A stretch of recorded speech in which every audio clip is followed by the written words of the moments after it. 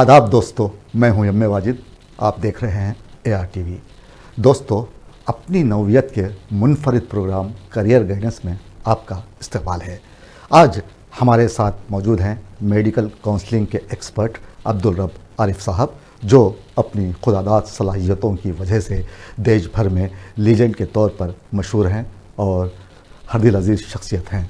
उन्होंने जब भी नीट की काउंसलिंग पर तबादला ख्याल किया है तो उनकी पेश ख़यासियाँ सच साबित हुई हैं। जो आंकड़े उन्होंने बताए हैं वो सच साबित हुए हैं। नीट का इम्तिहान पुरअमन तौर पर इख्तिताम पजीर हुआ, तो आज हमने उन्हें मदऊ करते हुए नीट के हक़ाइक़ पर उनसे बातचीत करने की कोशिश की है। आइए देखते हैं तलबा के सवालात मैं लेकर हाजिर हूँ आपके सामने, और हमारे स्टूडियो में मौजूद हैं अब्दुल रब आरिफ साहब। अस्सलाम वालेकुम जनाब। और कैसे हैं आप? अल्लाह का एहसान। तो रब साहब, नीट का इम्तिहान तो मुकम्मिल हुआ जी, ठीक है जी, तो ऐसे में जो की आई है जी, उसका राज क्या है? तलबा ये जानना चाहते हैं कि ये नीट सही है, हकीकत में हम इस नीट को सच मान, इस की को सच मान कर चलें, या फिर ये किसी इदारे की तरफ से आई है? हकीकत वाजिद साहब ये है कि अभी जो की रिलीज़ हुए हैं जी, ये ऑफिशियल की नहीं कहते इसको। जी, ऑफिशियल की जो है ना NTA रिलीज़ करेगी, और ये 1-2 दिन में वो भी रिलीज़ हो जाएगी ऑफिशियल की। लेकिन अब जितनी भी कीज़ आई हैं, ये सब जो प्राइवेट एजुकेशन ऑर्गेनाइजेशंस हैं उन्होंने अपनी अपनी तय जो है ना उनको इशू किया है।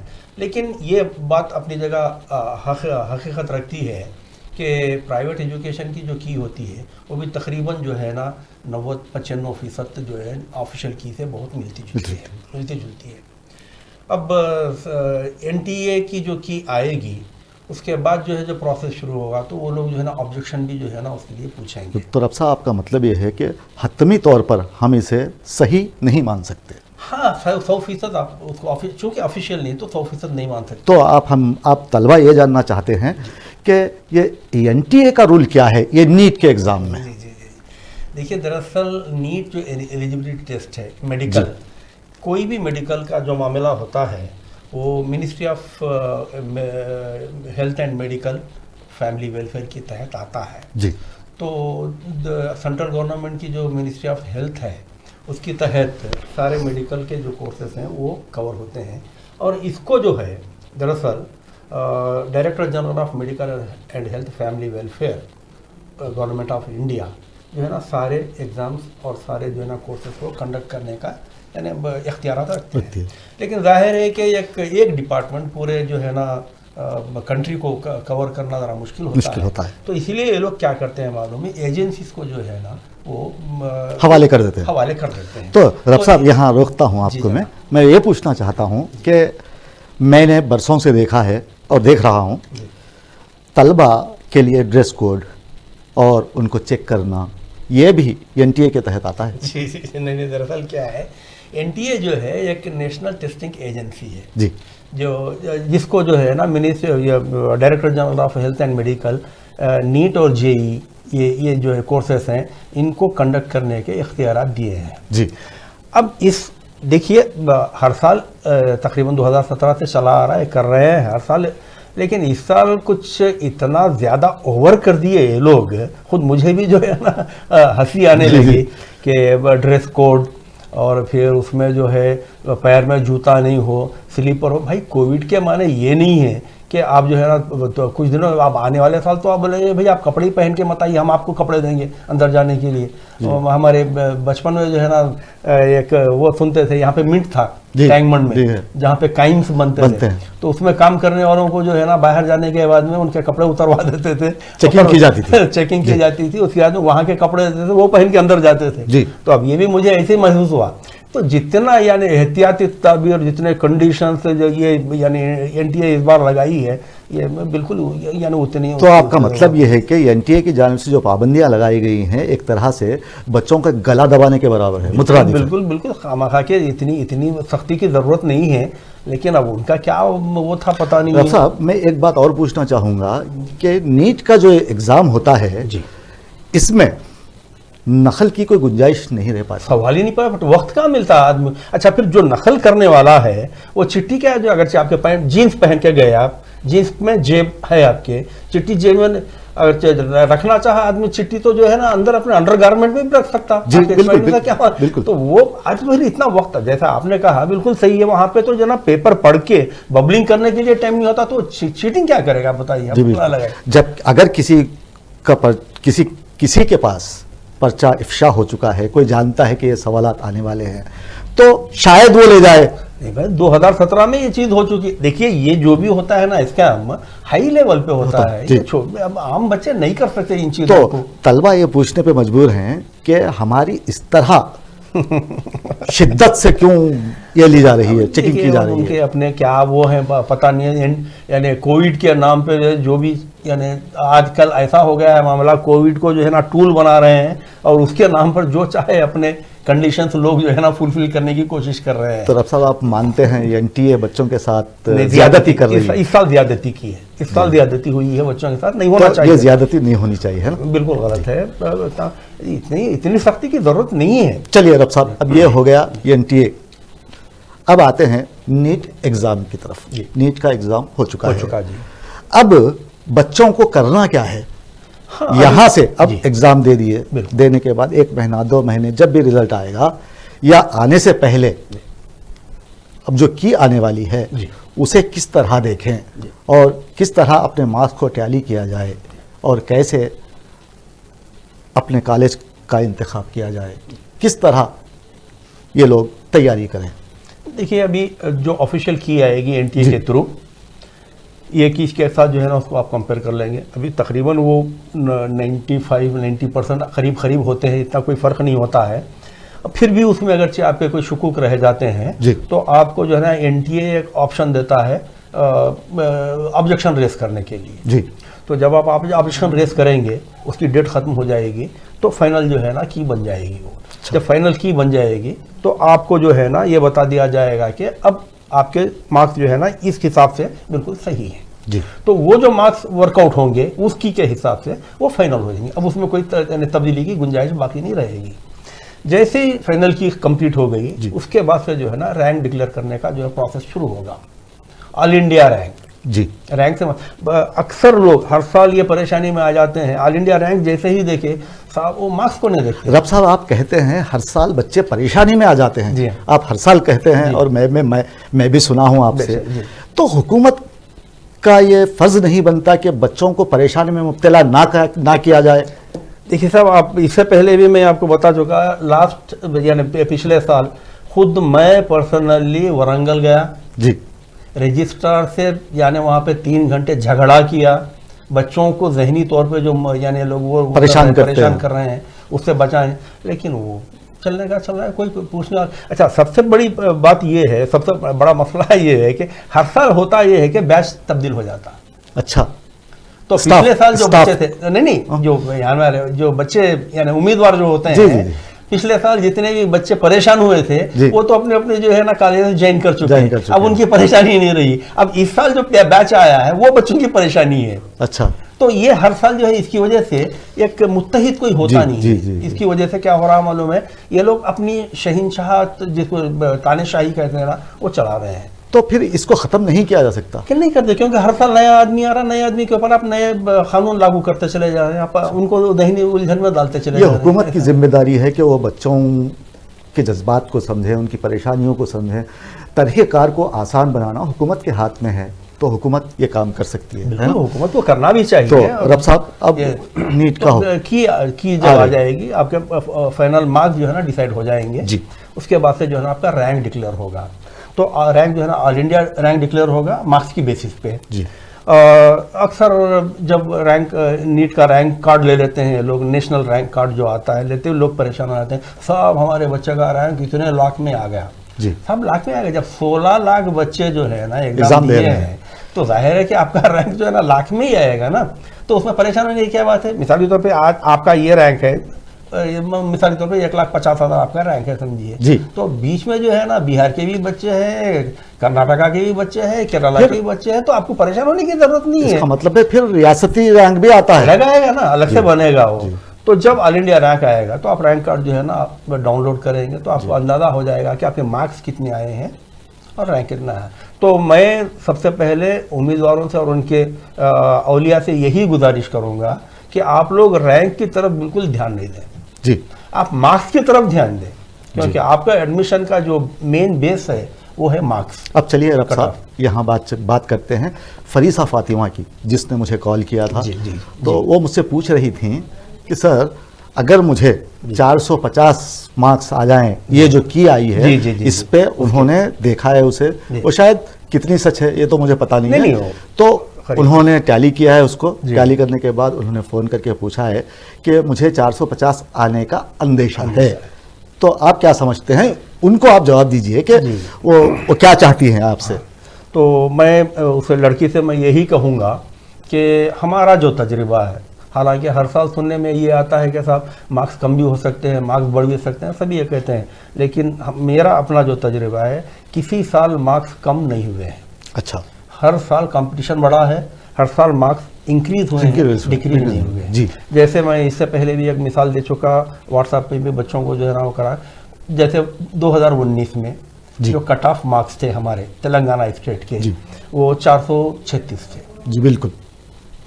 और जब 2020 का जो लास्ट ईयर जो एग्ज़ाम हुआ तो उसमें सब ने कहा कि साहब पास परसेंटेज बहुत कम है, 28,000 ओनली हैव क्वालिफाइड, और इसके इस एतबार से जो है ना इस बार मार्क्स का जो यानी कट ऑफ रहेगा वो बहुत गिर जाएगा।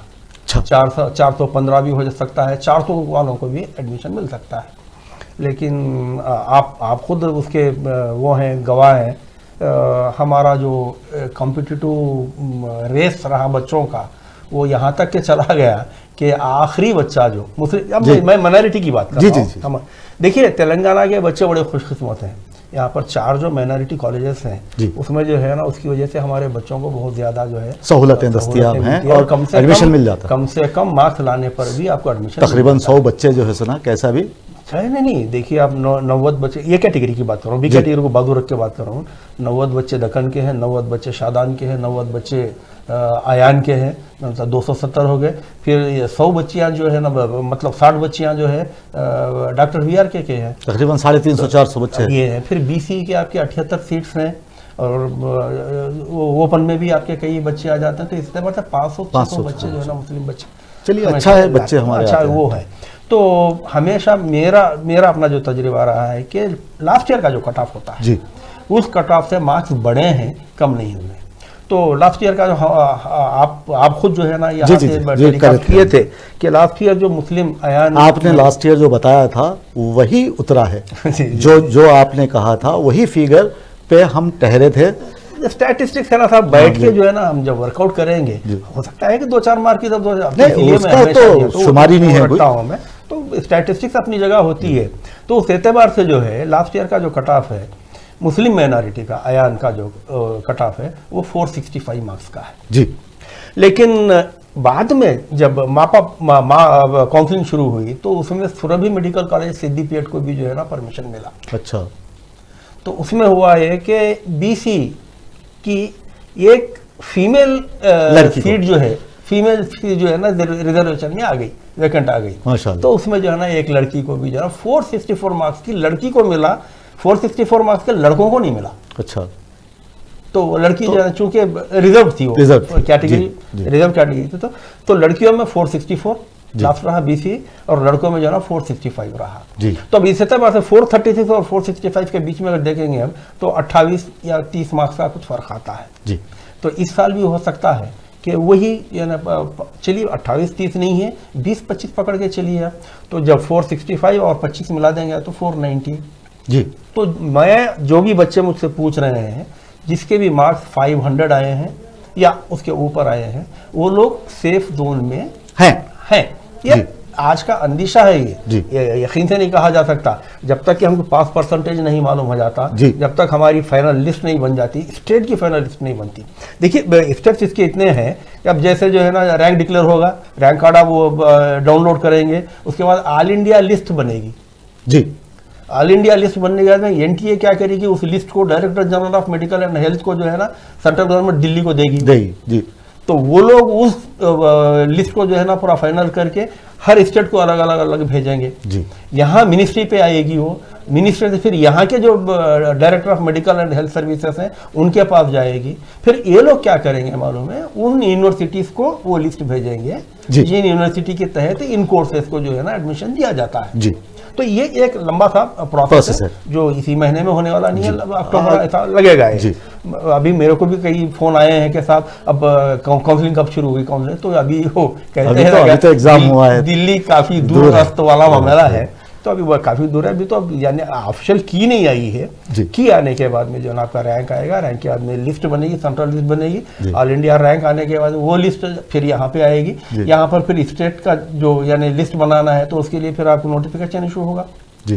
तो रब साहब मैं आपसे एक सवाल और करना चाहूँगा कि आपने अभी बताया तलबा और तालिबात को कि 500 में आप सेफ हैं जी। तो यहाँ पर मैं आपसे एक बात बोलूँगा, कई लड़के और लड़कियां जो मुझे रोज़ाना फ़ोन करती हैं जी। वो मुझे बता रही थी कि सर शहर में, मैं नाम नहीं लूँगा किसी का, शहर में कई तरह के लोग नीट की काउंसलिंग कर रहे हैं और करते हुए गलत इंफॉर्मेशन उन तक पहुंचा रहे हैं। जी जी जी जी। तो हम इसका क्या करें? एक लड़की ने फ़ोन करके बताया कि अगर आपका 400 भी है तो आपको अपोलो में सीट मिलेगी। तो ये सब क्या है, ये किस तरह, क्यों अदम मालूमात को मद्देनज़र रखते हुए उन्हें ऐसी बातचीत तो कर, ऐसे मशवरे देने की तो ज़रूरत नहीं है ना? तो इसका जवाब मैं आपसे चाहूँगा। पहले लेते हैं एक ब्रेक, वक्फे के बाद हम फिर बात करेंगे अपनी नौयत के मुनफरिद प्रोग्राम करियर गाइडेंस में।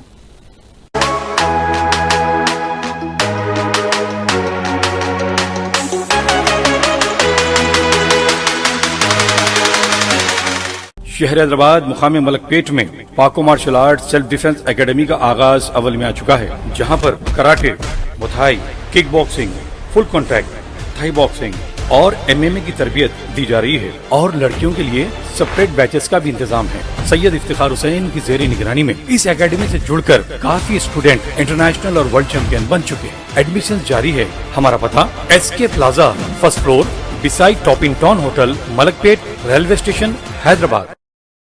तस्वीरें खींचना भी कहलाता है फनकारी, क्योंकि तस्वीरें बोलती हैं। तकारीब, शादी ब्याह या फिर रिश्ते के लिए हो आपको तस्वीरें बनवाना, चले आइए AR cam and snap studio.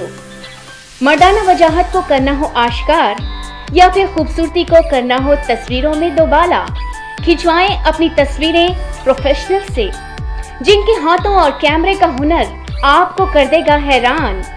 Videography और फोटोग्राफी के लिए सारे शहर में मशहूर, जहां किया जाता है उम्दा कागज का इस्तेमाल। AR cam and snap Studio तमाम तरह की वीडियो फोटोग्राफी के लिए रब्त पैदा करें इस नंबर पर 9246241118। पता AR cam and snap studio, Malakpet, Hyderabad.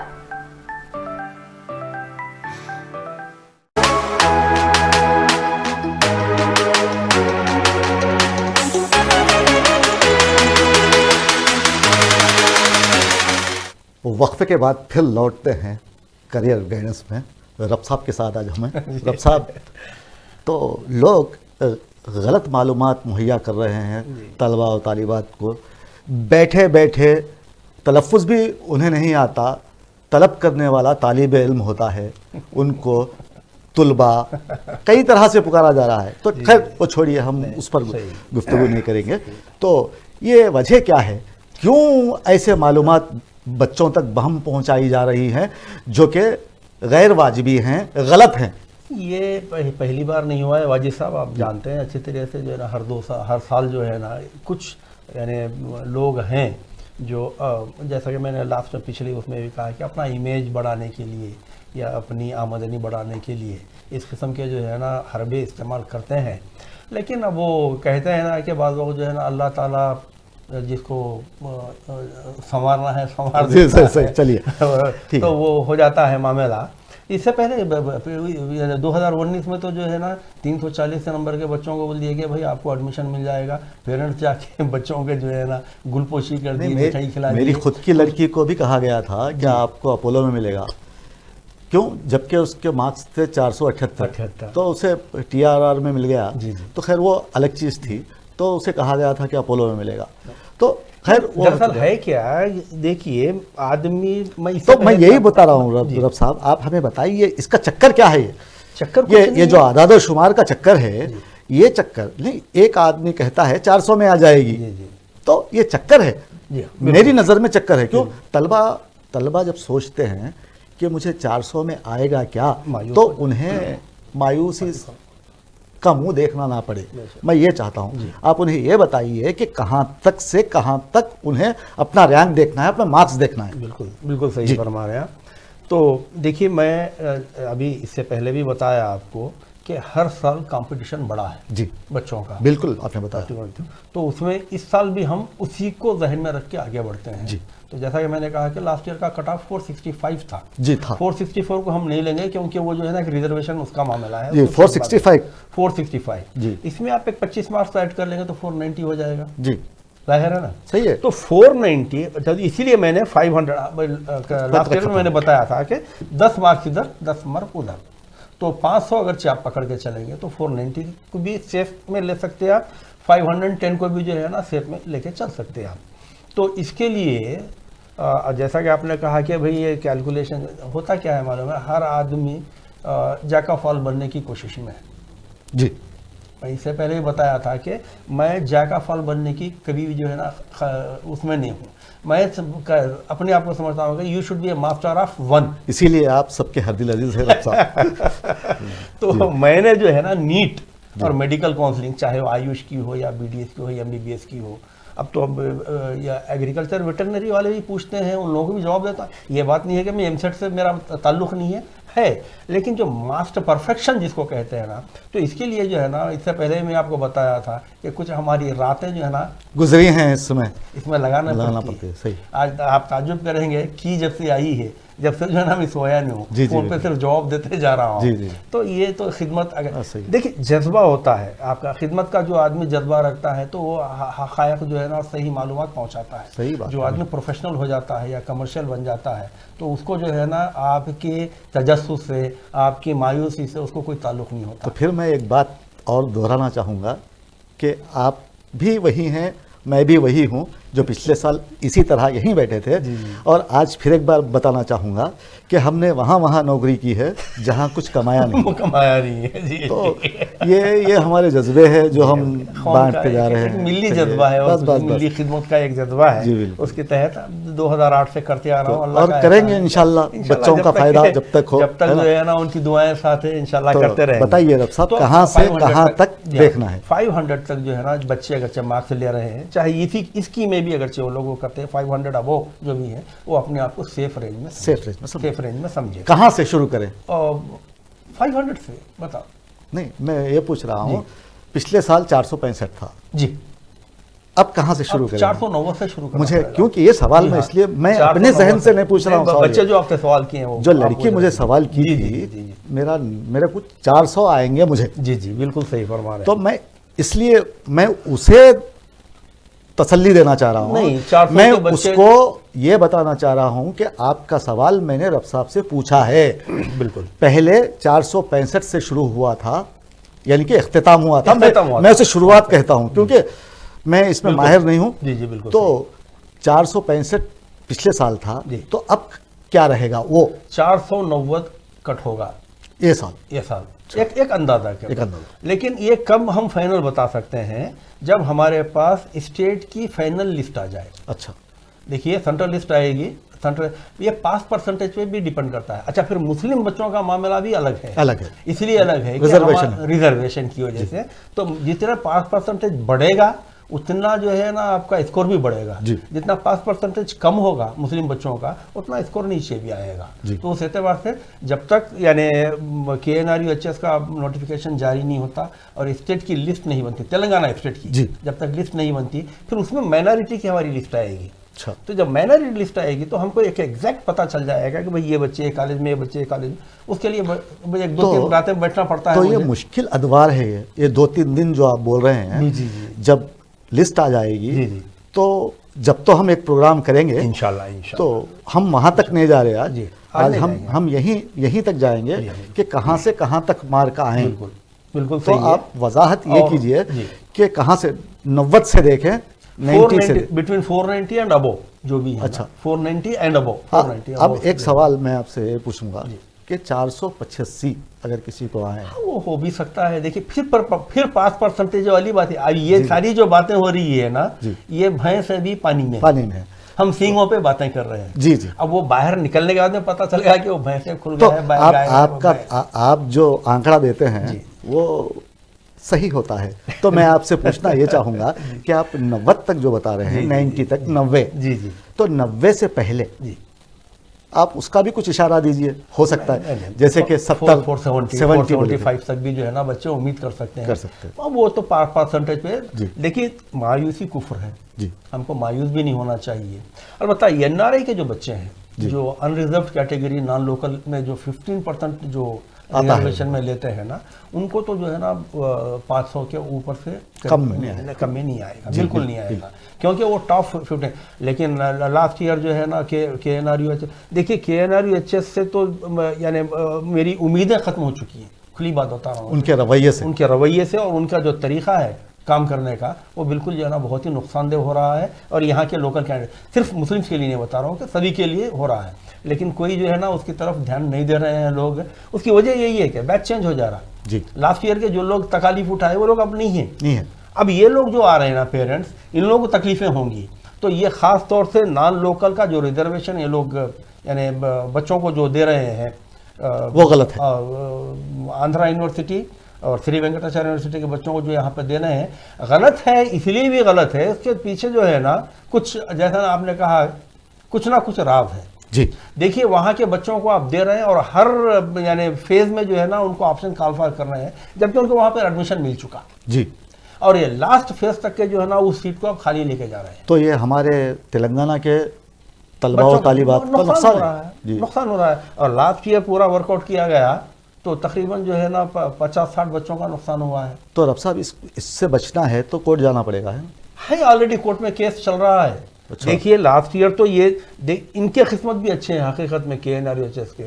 जो लड़का अरसलान है जिसके 465 मार्क्स हैं, वो बच्चा और वो जो लड़की है उम्मे तमीम जिसको 464 मैं अभी बताया, ये दोनों जो है ना ऑलरेडी कोर्ट में केस डाल चुके। अच्छा। लेकिन KNRUHS के किस्मत ये हैं, अच्छे हैं कि वो अरसलान को जो है ना इसमें आयान में एडमिशन मिल गया और इस बच्चे को जो है सुरभि मेडिकल कॉलेज सिद्दीपेट में एडमिशन मिल गया। क्या बात। तो जाहिर है कि वो अच्छा, फिर उनके वालिद फ़ोन करके मुझे एक बार बोले भी, साहब कोई और पेरेंट्स है इसको मेरे केस को लेकर चलना चाहते हैं तो आप जो है ना उनको हमारे वकील साहब से मिलाए। किसी को कोई दिलचस्पी नहीं है। अब ये जो पेरेंट्स आए हैं इनसे मेरी गुजारिश है कि वक्त जैसे कहते हैं ना पानी आने से पहले कट्टा बांधो, तो आप लोग कट्टा बांधिए। अगर आप अपने बच्चों को जो है ना कम मार्क्स के जो बच्चे हैं उनको भी अगर से एडमिशन दिलवाना चाहते हैं आप अपने बच्चों को, तो आज से ही आप लोग तैयार हो जाइए। जी बिल्कुल, आज से ही तैयार हो जाइए, क्योंकि फिर इस साल भी जो है ना वही गेम खेला जाएगा जो लास्ट ईयर खेला गया था, जिसमें जो है ना 50-60 बच्चों का नुकसान हुआ। और फिर हर साल तो दक्कन कॉलेज की वजह से मुसलमान 50-60 बच्चों का तो नुकसान होता ही है जी, क्योंकि जो बाहर जाके यानी गवर्नमेंट कॉलेज वगैरह में जो एडमिशन नहीं लेते उनकी वजह से तो ये होता ही है। अब इस बारे में तो बार बार बोलना भी जो है ना वो एक तज़ीक वाली बात है, कोई मतलब का नहीं है, वो उस बारे में बात करने की गलत है। तो 50-60 तो ऐसे गए सीट जी, और 50-60 जो है ना KNRUHS जो है ना खा जा रहा अपने गलत रवैये की वजह से, जबकि NTRUHS उसको वो नहीं कर रहा है। लास्ट ईयर जो है ना पूरा एग्जैक्ट 15% जो फर्स्ट टू 15 में जो आएगा उन्हीं को जो है ना वहाँ पे एडमिशन दिया गया, नॉन लोकल कैंडिडेट को, जिसको UNR कहते हैं, अनरिजर्व कैटेगरी। लेकिन यहाँ पे जो है ना 46 नंबर पे वालों को भी जो है ना, अच्छा इसमें और एक गेम भी ये लोग यानी चल रहा है, मुस्लिम माइनॉरिटी सर्टिफिकेट जी। Last year Ayaan medical college में साई सिद्धार्थ को एडमिशन दे दिया माइनॉरिटी की तहत जी। बोले नहीं वो जो है ना मुस्लिम माइनॉरिटी सर्टिफिकेट उनके पास ऑलरेडी MRO का इशू किया हुआ है, वो दूधियक लोड़ू है, इसीलिए जो है उनको दिया गया। दूधियक लोड़ू दो किस्म के होते हैं। क्या आपने उनके टीसी को जो है ना चेक किया? खैर वो एडमिशन नहीं वो लिया यहाँ पे नहीं, वो तो कर्नूल वही पे होगा, रायलसीमा में एडजस्ट हो गया बच्चा, अनंतपुर का था। तो आपकी टीसी में लिखा होता है रिलीजन इस्लाम, सही है। क्या आपने चेक किया उसको? नहीं। तो ये माइनॉरिटी सर्टिफिकेट का भी एक जो है ना ये चल रहा है धंधा, यानी जी। जो है लेकिन जो केएनआरयू का है मसला, जो हरकत है, ये गैरवाजिबी है, क्योंकि अगर तेलंगाना के बच्चों का नुकसान होता है तो ये मुजरिमाना गफलत हम नहीं कहेंगे, मुजरिमाना हरकत कहेंगे। तेलंगाना बच्चों का नुकसान यहाँ पर नहीं हो रहा है ना। अच्छा, देखिए लास्ट काउंसलिंग होने तक अगर आप इन सीटों को खाली कर देंगे, खाली छोड़ देंगे, इसमें तो मैनेजमेंट का फायदा होगा। अच्छा, ये दोहरी पॉलिसी है ना, कमाई डायरेक्ट नहीं है, इनडायरेक्टली जो है ना आप अपना मकसद पूरा कर रहे हैं। हालांकि लास्ट ईयर जो है ना दक्कन क्रॉनिकल में दुनिया का हंगामा हुआ, बाद में वाइस चांसलर को, खैर उर्दू पेपर्स में आता कहाँ है ये सब चीजें, उर्दू वाले तो कवर करते ही नहीं इन चीज़ों को। हमने तो नहीं पढ़ा अब तक, हमको खुदनुमाई से फुर्सत नहीं है, तो हम कौम की खिदमत पे कहाँ लगे रहेंगे। बिल्कुल सही बात है। 3 दिन पहले की खबर हम पढ़ते हैं रोजाना, हालांकि तमाम पेपर क्रॉनिकल में 1 दिन पहले आया था, हमारे पेपर में 3 दिन के बाद आती है। चलिए ठीक है, इसको हम छोड़ते हैं, तो बात करते हैं कट ऑफ मार्क्स की। तो कट ऑफ मार्क्स क्या 490 पकड़ गए। कट ऑफ मार्क्स क्या होता है? कट ऑफ क्या माने ये है कि आखिरी कैंडिडेट जिसको आप एडमिशन मिलता है जी उस साल में जी, उसको कट ऑफ मार्क्स कहता है। जैसा कि आखिरी कैंडिडेट अरसलान था बच्चा अयान में, उसको एडमिशन 465 का, तो वो 465 मुस्लिम माइनॉरिटी का कट ऑफ हुआ। अच्छा, अब मिसाल के तौर पर वैसे ही जो है ना ओसी का है, समझिए आप ओसी का कट ऑफ देखेंगे आप गवर्नमेंट कॉलेज में, तो वो जो है ना 497 लास्ट ओसी का जो है ना 497 सुरभि सिद्दीपेट का है जी। Surabhi medical college, Surabhi medical college government college है? नहीं, private medical college, private medical college है, तो गवर्नमेंट के अलग है। टीआरआर का क्या है? टीआरआर का जो है ना 491 है। 490। अच्छा, यहाँ के ज्यादा इसलिए भी जाएंगे आपको क्योंकि सिटी के बाहर कोई जाना नहीं चाहते। अच्छा, तो यहाँ का कट ऑफ ज्यादा जाता है हैदराबाद का। सही। जो डिस्ट्रिक्ट के लोग हैं उनका कम जाता है। सबसे लास्ट जो गया है 465 एंड मेडिकल कॉलेज का सामिया तहरीन लड़की है ये, तो ये अरसलान के बाद की जी, वो है भाई, वो तो 465, तो ये अयान का जो है ना कट ऑफ था ये। अब इसी एतबार से अगर आप जो है ना गवर्नमेंट मेडिकल कॉलेज जाते हैं तो गवर्नमेंट मेडिकल कॉलेज में के भी हैं और मुस्लिम माइनॉरिटी के भी हैं। दक्कन का क्या गया, शाहजान का क्या गया, कुछ बच्चे पूछ रहे हैं उस्मानिया का क्या गया है? वो हाँ, अभी बता रहा हूँ मैं। देखिए ओसी कैंडिडेट जी, उस्मानिया का 607 है मार्क्स। अच्छा, लेकिन गांधी का 629 है, 629। हालांकि हर साल उस्मानिया का ज्यादा जाता है, गांधी का कम जाता है, लेकिन इस साल जो है ना गांधी का ज्यादा गया है और उस्मानिया का कम गया। उसकी वजह ये है कि सबसे पहले तो उस्मानिया हॉस्पिटल रहता या जाता किसी को यकीन नहीं है, एक चीज। लोग जरा दूसरी चीज, गांधी मेडिकल कॉलेज में पूरा infrastructure with in the 4 walls, तो अब कैंडिडेट्स गांधी को जो है ना प्रीफर करने लग गए हैं, गांधी मेडिकल कॉलेज को। तो उसकी वजह से जो है ना उसका कट ऑफ 629 गया है। ये उसी की बात कर रहा हूँ जी आपको। तो अब उसी एतबार से जो है ना पूरे दूसरे गवर्नमेंट काकतिया मेडिकल कॉलेज का 587 है, ईएसआई का 600 है। ईएसआई की कंडीशन तो बच्चों को मालूम ही है कि 1 साल जो है ना आपको वहाँ पे मुलाजिमत करनी पड़ती है, या अगर आप नहीं करते हो आप बॉन्ड लिख के देते हैं, अगर नहीं करते हैं तो फिर आपको 5 लाख रुपए दे के वहाँ से। तो रब साहब ये हम बाद में बात करेंगे, अभी उन बच्चों को। तो कट ऑफ जो है जो लोग ओसी के हैं वो गवर्नमेंट मेडिकल कॉलेज का 629 है जी, गांधी का, और उस्मानिया का जो है ना 607 है, ईएसए का 600 है, और काकतिया मेडिकल कॉलेज किसी का 500 आया है गवर्नमेंट कॉलेज में? 530 लास्ट गया है, 530 लास्ट गया है, वो सूर्यापेट का है, Suryapet government medical college Suryapet का है, 530 लास्ट। ये ओसी का है, ओसी का ओपन और बीसी में? जी बीसी में अभी मैं आपको बताता हूँ जो गवर्नमेंट में गया है जी बच्चा, बीसी है। बीसी में जो है ना गांधी का जो कट ऑफ है वो 602 है। अच्छा, और उस्मानिया का है 598 है, 598 है। ईएसआई का 593 है और काकतिया का 572 है। इसी एतबार से जो है ना आपको लास्ट जो मिलेगा 513 है, 517 है, गवर्नमेंट मेडिकल कॉलेज सिद्दीपेट का है जी। तो ये बीसीई का गवर्नमेंट मेडिकल कॉलेज का है जी। अब आपको प्राइवेट का तो बता चुका मैं, और मुस्लिम माइनॉरिटी का 465 है। तो इस बीच में जैसे ये चला है, यहाँ पर जो 500 है ये कौन सा है? 502 जो है ना नलगुंडा का है, ये 500 जो है ना, ये चलामेड़ा आनंदराव करीमनगर, यानी कि मैं ये प्राइवेट मेडिकल कॉलेज का, प्राइवेट में, प्राइवेट का, गवर्नमेंट का नहीं। गवर्नमेंट का 513 पे गया है, 502 पे गया है। GHMC नलगोंडा की बात कर रहा हूँ। यानी कि मैं तलबा से ये कहना चाहूँगा कि देखिए रब साहब ने बताया है कि 500 लेकर आप चलिए तो आप सेफ में हैं। तो 500 के ऊपर जितने भी लड़के या लड़कियां आती हैं तो वो गवर्नमेंट कॉलेज में एडमिशन ले सकती हैं। जी रब साहब, जी हाँ, बिल्कुल बिल्कुल। तो डेंटल का भी ऐसा ही है, 473 लास्ट है, सॉरी 463 लास्ट है, यानी गवर्नमेंट डेंटल कॉलेज का। तो वहाँ से फिर आपको नीचे फोर्थ यानी 290 ऐसा कुछ वहाँ तक के गया है, समझिए आप। तो डेंटल का तो जो हुआ अलग से फिर हम ये को रख ले सकते हैं, बल्कि अभी बोल देता हूँ, मैं उसका भी कट ऑफ बता देता हूँ, बेहतर रहेगा। क्या है, बार बार मुझे फ़ोन आ रहे हैं, लोग जो है ना पूछ रहे हैं कि साहब अब ये इस साल में जो है ना आखिरी कहाँ तक के जाएगा। मैं वही बता रहा हूँ, मैं बच्चों का जो जहन है उस लिहाज से आपसे सवाल कर रहा हूँ। देखिए dental college, government dental college, हमारा जो उस्मानिया डेंटल कॉलेज को गवर्नमेंट डेंटल कॉलेज कहते हैं, तो इसमें जो है ना 3 यूनिवर्सिटी के अलग अलग रेशियो हैं। अच्छा। जिसमें आंध्रा का रेशियो भी है, यहाँ का भी रेशियो है, उस्मानिया यूनिवर्सिटी का भी, और श्री वेंकटेश्वरा यूनिवर्सिटी का भी रेशियो है। तो हमारा जो तेलंगाना का रेशियो है उसमें जो कट ऑफ गया है वो 463 है। लड़की का नाम है समीहा आफरीन और इसका रैंक था 1,19,001। अच्छा। और आर्मी डेंटल कॉलेज में तो मुसलमानों को एडमिशन मिलता ही नहीं, क्योंकि वो जो है BCE का 1% या 4% जो है ना, वो 2 साल में 1 सीट आती है। अच्छा। तो उतने मार्क्स हमारे बच्चे लाते नहीं। तो रब साहब एक लास्ट ईयर इनको मिला नहीं। एक बात बताइए, आर्मी का जो है इसमें जाना क्या जरूरी है? नहीं, जरूरी नहीं है। तो गवर्नमेंट डेंटल कॉलेज, उसके बाद में प्राइवेट जो डेंटल कॉलेज है, प्राइवेट डेंटल कॉलेज का जो लास्ट रैंक गया है वो 373 है। क्या बात है। और मार्क्स, सॉरी रैंक में नहीं है, गलत माफी चाहता हूँ, मार्क्स 373 मार्क्स हैं और रैंक है उसका 2,17,788।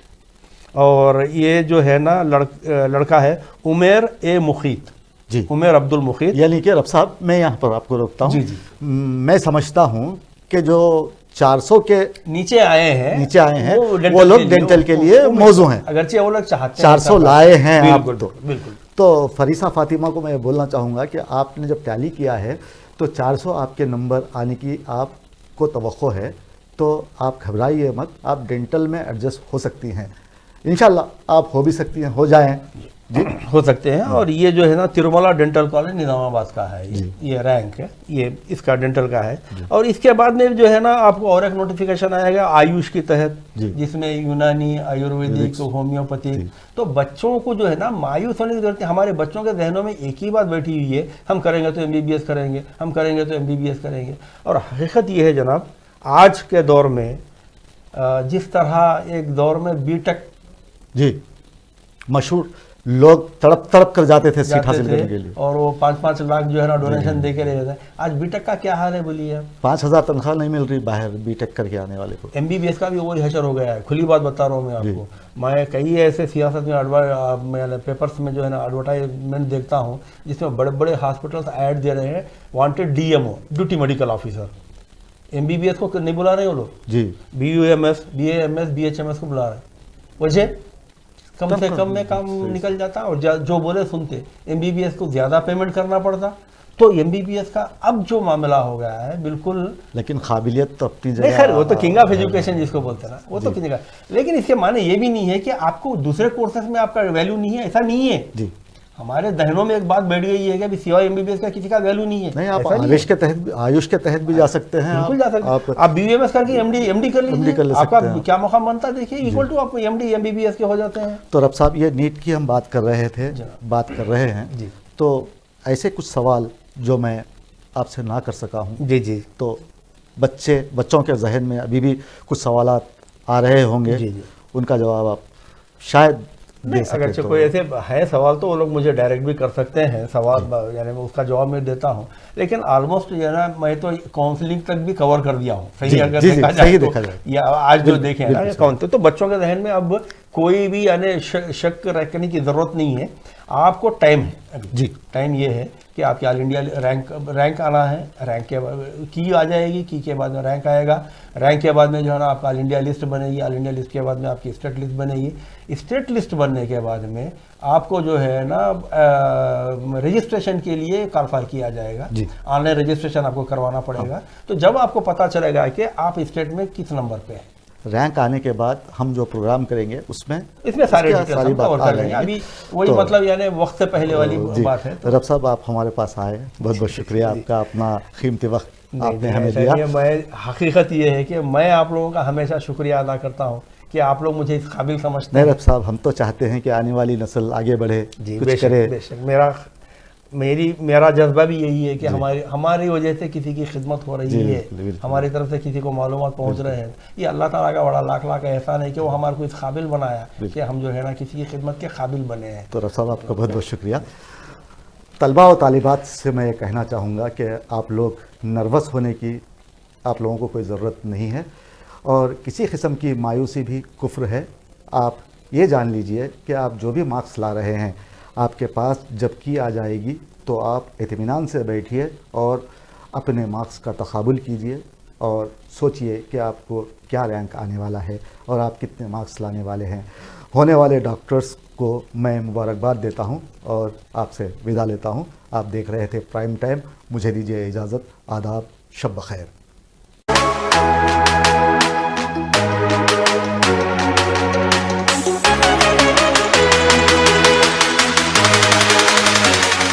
शहर हैदराबाद मुकाम मलकपेट में पाको martial art self defence academy का आगाज अव्वल में आ चुका है, जहां पर कराटे, मुथाई, kick boxing, full contact, Thai boxing और MMA की तरबियत दी जा रही है, और लड़कियों के लिए सेपरेट बैचेस का भी इंतजाम है। सैयद इफ्तिखार हुसैन की जेर निगरानी में इस एकेडमी से जुड़कर काफी स्टूडेंट इंटरनेशनल और वर्ल्ड चैंपियन बन चुके हैं। एडमिशन जारी है। हमारा पता SK plaza, first floor, beside topping town hotel, Malakpet, railway station, Hyderabad.